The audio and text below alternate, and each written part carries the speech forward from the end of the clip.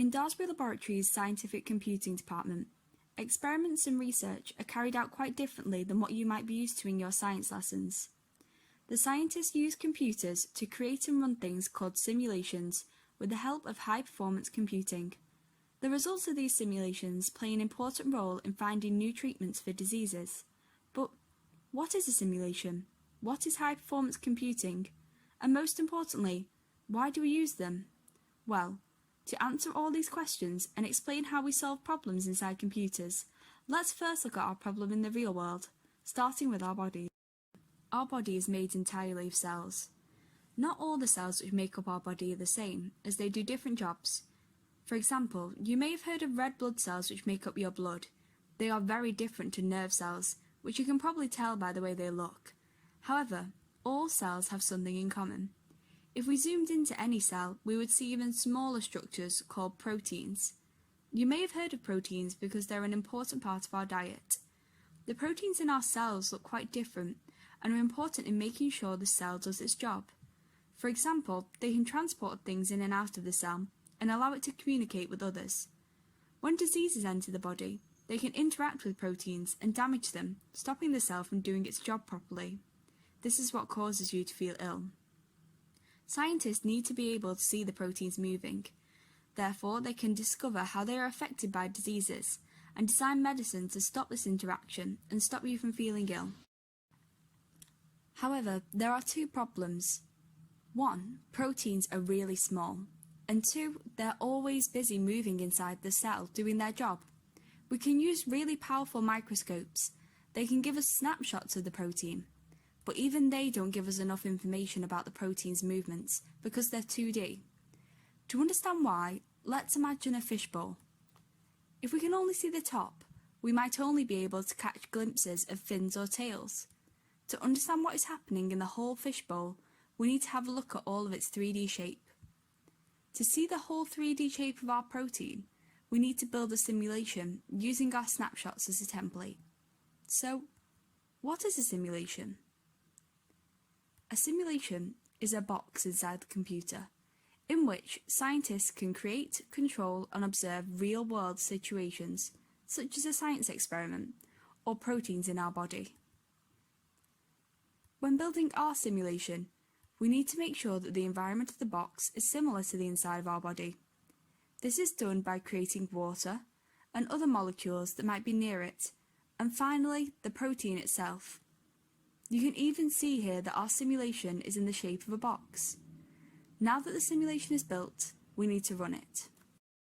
However, our simulation, like our bodies, is very complicated.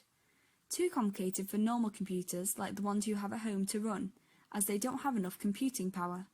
Luckily, there's a solution. Computers are made of different parts.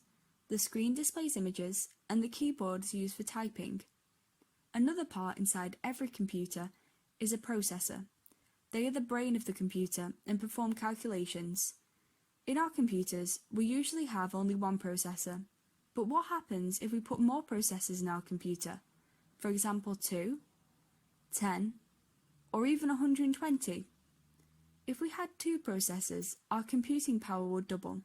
So, by using 120 processors, it increases computing power by 120 times.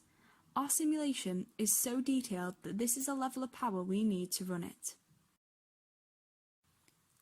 Using multiple processors to run our simulation is called parallel computing. Imagine your group of friends is given jigsaw pieces and a picture of the puzzle you need to solve. You can split the jigsaw so everyone solves a section made of 3 pieces. Once everyone puts their pieces together, the individual sections can be joined to get the final jigsaw a lot faster than if you had to do it by yourself. This is parallel computing. The simulation box is split equally between our processors, like the jigsaw.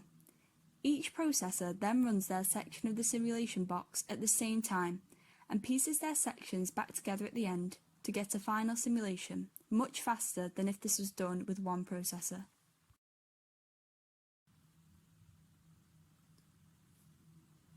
This is our final simulation for a single protein. It has many different colours as certain areas of the protein have a similar structure to others. Another advantage of investigating the protein in a simulation means that we can look at it from all angles.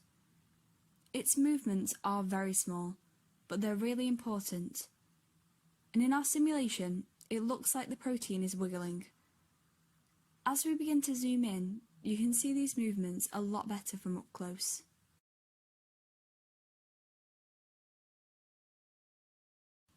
Now we know how one protein moves, we can build larger simulations made of more of these proteins.